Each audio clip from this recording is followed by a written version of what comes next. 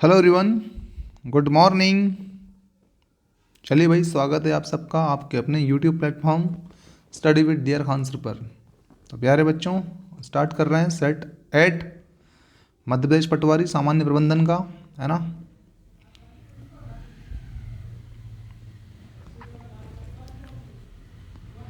ये लीजिए पहला क्वेश्चन आपका।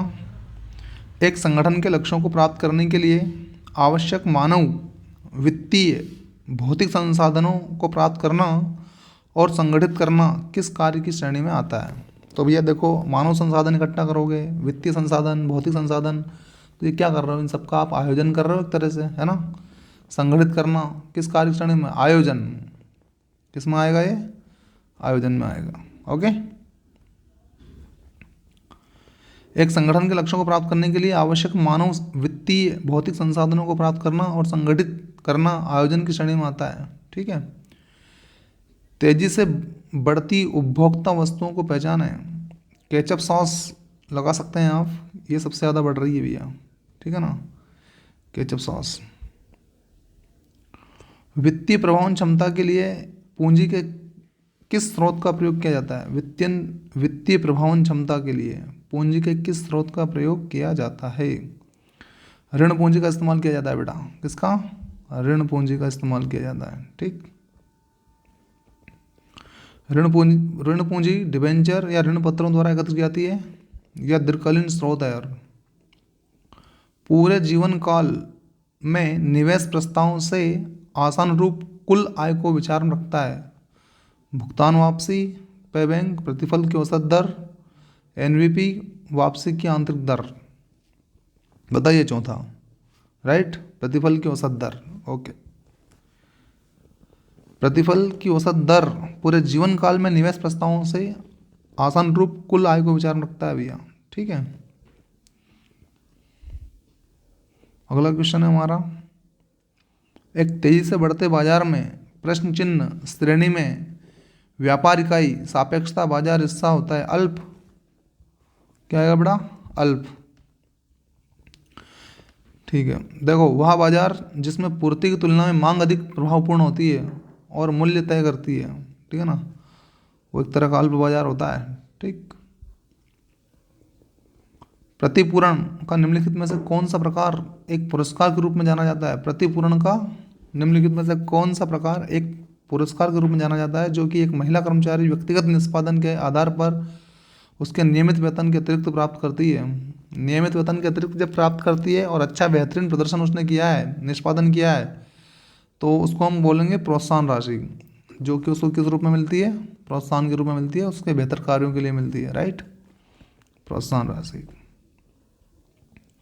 यह एक अभिप्रेरण है जो कर्मचारी को और अधिक कार्य करने के लिए प्रेरणा देता है। मोटिवेशन एक तरह का ये अतिरिक्त राशि जो प्रोत्साहन राशि मिलती है वो, है ना। कुछ विशिष्ट क्षेत्रों में कौन सी कौशलता ज्ञान और दक्षता के अधिग्रहण से संबंधित है।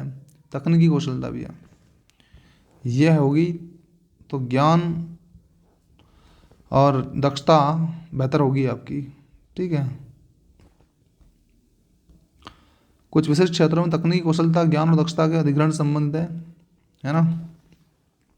अगला क्वेश्चन। निम्नलिखित भूमिकाओं में से कौन सी भूमिका प्रबंधक द्वारा निभाई गई भूमिकाओं की श्रेणी में नहीं आती है।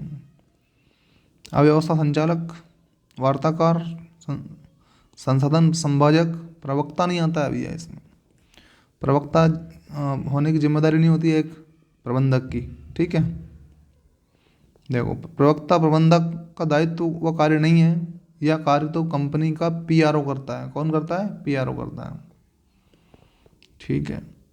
विशिष्ट गतिविधियों को पूरा करने के लिए एक अधीनस्थ व्यक्ति को औपचारिक अधिकार और जिम्मेदारी प्रदान करने का कार्य कहलाता है विभागीकरण, प्रत्यायोजन, विकेंद्रीकरण या विभेदन। प्रत्यायोजन कहलाता है भैया। प्रति प्लस आयोजन कहलाता है अतिरिक्त व्यक्ति को रख के उसे विशेष प्रकार की जिम्मेदारियां देना, अधिकार देना। ठीक है ना, क्या कहलाता है, प्रत्यायोजन कहलाता है। प्रत्यायोजन, प्रति प्लस आयोजन।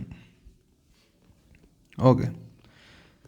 प्रत्यायोजन विशिष्ट गतिविधियों को पूरा करने के लिए एक अधीनस्थ व्यक्ति को औपचारिक अधिकार और जिम्मेदारी प्रदान करने का कार्य करता है। ठीक है। विभिन्न कार्यात्मक विभागों से विशेषज्ञों को एक संगठन द्वारा तैयार किया जाता है भैया। अलग अलग कार्य करने के विभाग होते हैं, उनसे विशेषज्ञों को एक संगठन द्वारा तैयार किया जाता है और उन्हें परियोजना प्रबंधकों के नेतृत्व में, जो परियोजना बनाने वाले प्रबंधक होते हैं उनके नेतृत्व में एक या एक से अधिक परियोजनाओं को सौंप दिया जाता है। या तो एक परियोजना को सौंप दिया जाता है या एक से अधिक परियोजनाओं को सौंप दिया जाता है। इस प्रकार के संगठन कहलाते हैं बेटा, इस प्रकार के संगठन मैट्रिक्स संगठन कहलाते हैं। क्या कहलाते हैं? मैट्रिक्स संगठन कहलाते हैं। ठीक है, ओके। मैट्रिक्स संगठन वह संगठन होता है जो विभिन्न कार्यात्मक विभागों से विशेषज्ञों को एक संगठन द्वारा तैयार किया जाता है और उन्हें परियोजना प्रबंधकों के नेतृत्व में एक या एक से अधिक परियोजनाओं को सौंप दिया जाता है। ऐसे लोग क्या कहलाते हैं? विशेषज्ञ मैट्रिक्स संगठन के सदस्य होते हैं ये।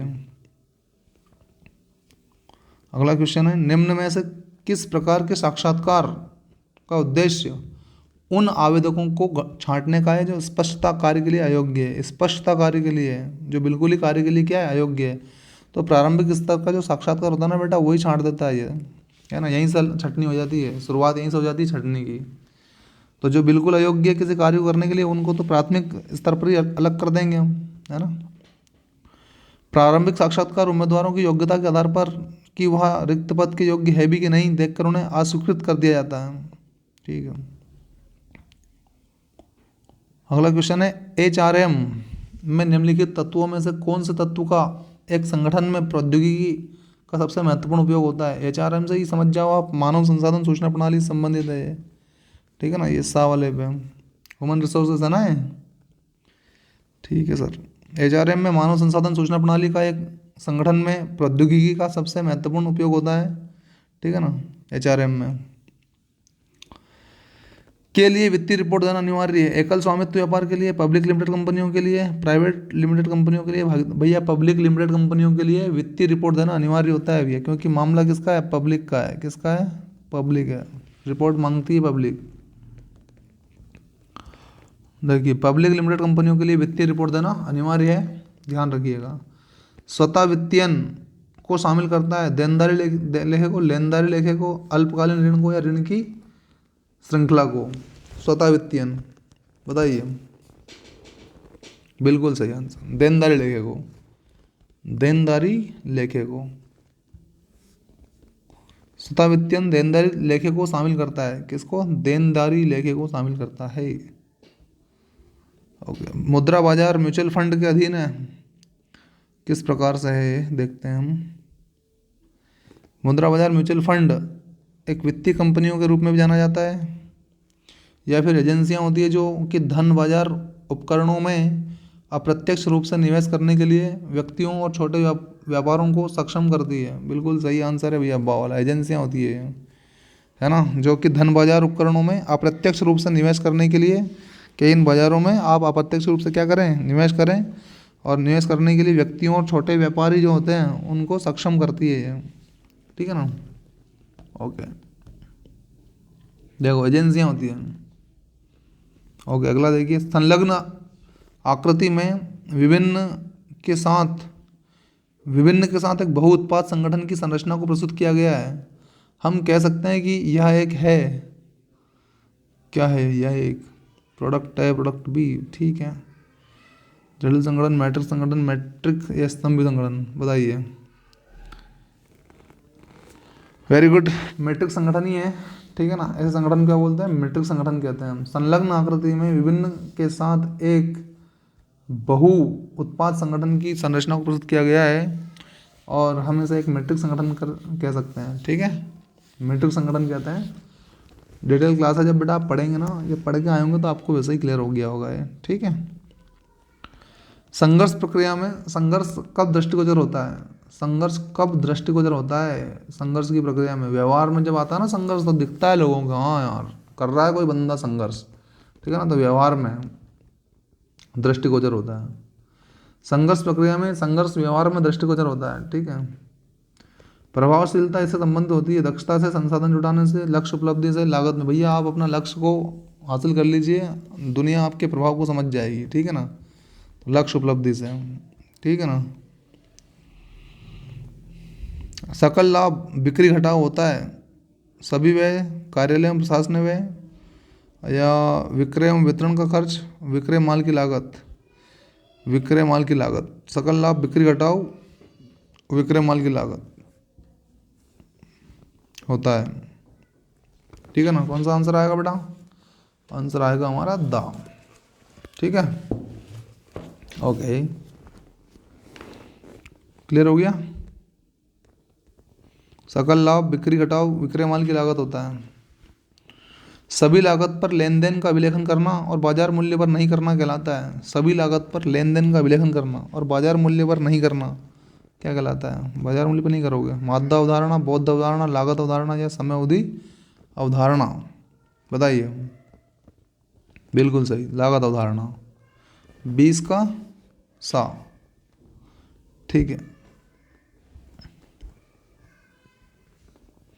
सभी लागत पर लेन देन का अभिलेखन करना और बाजार मूल्य पर नहीं करना लागत अवधारणा कहलाता है। ठीक है ना।